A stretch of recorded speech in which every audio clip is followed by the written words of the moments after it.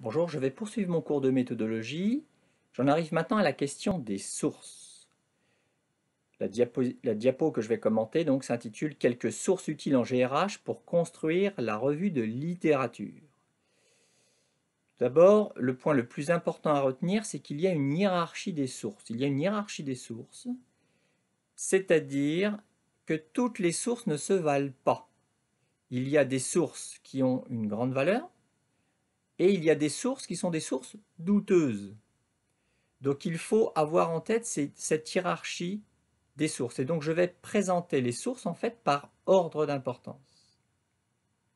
Je vais donc commencer par les sources fondamentales et donc les sources les plus légitimes.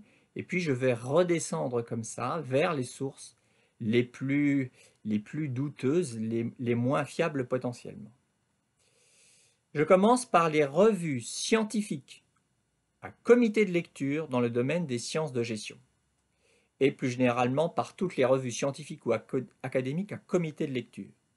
Alors, je voulais vous apporter un certain nombre de précisions concernant ces revues dites scientifiques ou académiques.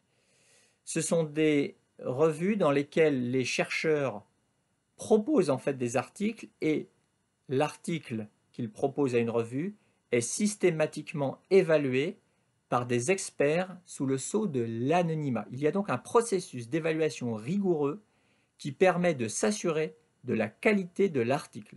L'article peut être rejeté, l'article peut être accepté ou l'article peut être accepté sous réserve de modification. C'est pour cela qu'il s'agit des sources les plus crédibles. Je vous ai donné quelques noms de revues scientifiques à comité de lecture dans le domaine des sciences de gestion. Toutes les revues que je cite, vous pouvez les retrouver soit directement en ligne, soit en passant par les portails de la bibliothèque universitaire, je pense à Kern. La revue de gestion des ressources humaines, qui est évidemment la revue en langue française, qui est la revue de référence en GRH dans l'espace francophone. Une autre revue importante, c'est AGRH. La revue internationale de psychosociologie de comportement organisationnel, qui aborde de très nombreuses thématiques RH, notamment en lien avec le comportement organisationnel. Je vous renvoie notamment au cours de Madame Boichot. La revue négociation, qui aborde spécifiquement les problèmes de négociation et de communication. La revue française de gestion, qui est la grande revue généraliste dans le monde francophone. La revue Gérer et comprendre. La revue Management et avenir. La revue Finance, Contrôle, Stratégie pour les étudiants qui seraient intéressés notamment par des articles en management stratégique, mais aussi en contrôle de gestion, ou la revue Management. Il y en a d'autres, bien évidemment. Mais là, quand vous allez trouver des articles qui émanent de ces revues, ce sont des sources sûres, fiables, à 100%, il n'y a aucun souci. Il y a aussi les sites internet des sociétés savantes en sciences de gestion où vous pouvez là trouver les supports de communication. Chaque année, les chercheurs exposent, rendent compte de leurs travaux dans des congrès, dans des colloques. Les supports de communication sont rendus visibles sur certains sites. Donc je vous ai donné sur la diapo le site de l'Association francophone de gestion des ressources humaines ou encore le site de l'Association internationale de management stratégique. Ce sont des sources sûres. Vous avez aussi toujours dans le domaine des revues scientifiques, les revues scientifiques à comité de lecture dans le champ de la sociologie. Bien évidemment, vous pouvez mobiliser des articles de recherche en sociologie, c'est parfois très proche de ce que l'on produit dans le champ de la gestion des ressources humaines. Je vous ai indiqué le nom de quelques revues qui comptent en sociologie: Sociologie du travail, la Revue française de sociologie, Travail et emploi, ou encore les actes de la recherche en sciences sociales. Voilà des revues qui sont intéressantes et que vous pouvez accéder gratuitement à ces revues en passant par le site Kern de la bibliothèque universitaire. Toujours dans les revues scientifiques et dans les sources qui sont extrêmement sûres, les revues scientifiques à comité de lecture dans le champ de la psychologie et de l'ergonomie. L'ergonomie, c'est une discipline qui étudie le travail et les conditions de travail. J'en ai cité quelques-unes, par exemple quelqu'un qui travaillerait justement sur les conditions de travail ou sur l'usure professionnelle, eh bien il va falloir qu'il explore ces revues. J'ai cité activité, travailler, Le travail humain ou encore la nouvelle revue de psychosociologie. Voilà des revues qui sont intéressantes dans le domaine de la psychologie et de l'ergonomie. J'ai également cité le site internet d'une société savante, la Société d'ergonomie de langue française.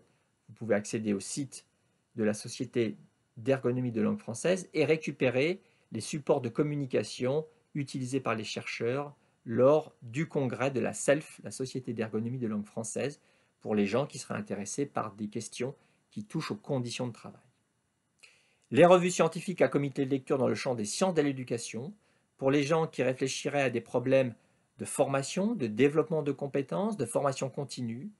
Ces revues peuvent être tout à fait intéressantes. J'en ai cité deux, éducation permanente et travail et apprentissage. Travail et apprentissage étant plus théorique que éducation permanente. Ce sont des sources sûres à 100%. Et puis, il y a les revues scientifiques à comité de lecture dans le domaine du droit social. Certains d'entre vous vont peut-être élaborer une problématique en lien avec des problématiques juridiques. J'ai cité la revue droit social ou la revue de jurisprudence sociale. Voilà pour véritablement les sources les plus sûres, les plus fondamentales. Je poursuis mon tour d'horizon des sources, toujours par ordre, par importance. J'en arrive maintenant aux ouvrages de recherche. Il existe des ouvrages de recherche, ce sont des sources sûres. Il y a d'une part des ouvrages de recherche individuels ou des ouvrages de recherche collectifs. Par exemple, moi j'ai écrit un ouvrage de recherche qui porte sur la question de l'évaluation du travail, c'est paru aux éditions RS. C'est un ouvrage de recherche, mais il existe aussi des ouvrages de recherche collectifs. Je pense aux ouvrages aux éditions Vuibert pour le domaine des sciences de gestion, et je pense notamment à un outil qui est un outil fantastique, c'est l'encyclopédie des ressources humaines, c'est la Bible des ressources humaines, ça doit faire 2000 ou 2500 pages, et vous trouvez tout sur les différentes thématiques dans le domaine des ressources humaines. Il doit y avoir 5 ou 6 exemplaires de l'encyclopédie des ressources humaines à la bibliothèque universitaire de Belfort. Profitez-en, c'est un outil fantastique. Ensuite, j'en arrive aux autres sources. Alors, ce sont des sources quand même un peu moins sûres. Dans les ouvrages, hormis les ouvrages de recherche, vous pouvez trouver des essais, des témoignages, voire parfois des pamphlets. Alors ça, ce sont plutôt des points de vue déjà d'acteurs engagés. Ce sont des sources qui sont un petit peu moins fiables. Il faut donc faire attention. Ensuite, vous avez aussi les sites internet institutionnels, où vous pouvez là avoir des informations de premier niveau qui peuvent être intéressantes. Je vous ai donné quelques sites intéressants. Le site de la DARES, la Direction à l'animation, aux recherches et aux études statistiques. La DARES dépend du ministère de l'Emploi, du Travail et de la Santé. L'ANACT, l'Agence nationale d'amélioration des conditions de travail, qui édite d'ailleurs une petite revue professionnelle que je trouve intéressante. Vous pouvez avoir des articles intéressants dans cette revue. Vous pouvez aussi trouver parfois des informations intéressantes sur les organisations syndicales de salariés patronales, mais aussi sur les sites des laboratoires de recherche en sciences sociales. Voilà, ça aussi, ce sont des sites intéressants. Ensuite, vous avez la presse professionnelle spécialisée en GRH, pour des articles grand public. Liaison sociale, personnel, entreprise et carrière. Bien évidemment, ce sont en général des articles courts. Vous ne pouvez pas vous contenter dans votre revue de littérature de mobiliser uniquement une littérature issue de la presse professionnelle. Vous avez aussi les sites internet des associations professionnelles en GRH, l'ANDRH, l'Association nationale des directeurs et directrices des ressources humaines, et le GARF, qui est le groupement des acteurs et responsables de formation. Ça peut être intéressant pour les gens qui travaillent sur le thème de la formation et du développement des compétences. Les grands quotidiens d'information, vous pouvez trouver des tribunes ou parfois des articles intéressants dans les grands quotidiens d'information, qui ont tous une certaine coloration politique, qui ont tous un positionnement politique, il faut en être conscient. Le Monde, Le Figaro, Les Échos, Libération, l'humanité, pour donner quelques exemples. Et ensuite, vous avez toutes les autres sources Internet, qui sont des sources peu sûres. Tout ce que vous allez trouver sur des sites parfois douteux, tout ce que vous allez trouver sur des forums. Alors là, attention, attention, ce sont des sources souvent peu fiables et ce sont des sources qui regorgent de fake news. Il faut en être conscient. Pour terminer, je voudrais dire quelques mots sur la question des sources et des citations, quelques règles de base. Comment citer ces sources? Je voulais vous présenter 3 règles qui me semblent importantes. Première règle, vous devez citer toutes vos sources. C'est-à-dire qu'à partir du moment où vous mobilisez une source, cette source doit être présente dans le corps du texte et pas seulement en bibliographie. Il y a 2 formes possibles. Soit vous citez la source complète en note de bas de page. Vous citez la source complète en note de bas de page et cette source complète, on la retrouve bien évidemment dans la bibliographie. Ça peut être aussi une source Internet que l'on va retrouver dans la cytographie. Ou alors, ça peut être la formule raccourcie, c'est-à-dire que vous utilisez une source d'un auteur, vous mettez entre parenthèses son nom, virgule, l'année de référence de l'article ou de l'ouvrage, vous fermez la parenthèse. Et vous avez en bibliographie, par exemple, Igalins 1994, entre parenthèses, vous allez retrouver en bibliographie la source complète, Igalins 1994. Voilà, dans le corps du texte, on doit accéder à vos sources, que l'on doit retrouver systématiquement en fin d'ouvrage, en fin de mémoire, dans votre bibliographie. Deuxièmement, toutes les sources mentionnées dans le corps du texte doivent figurer en bibliographie.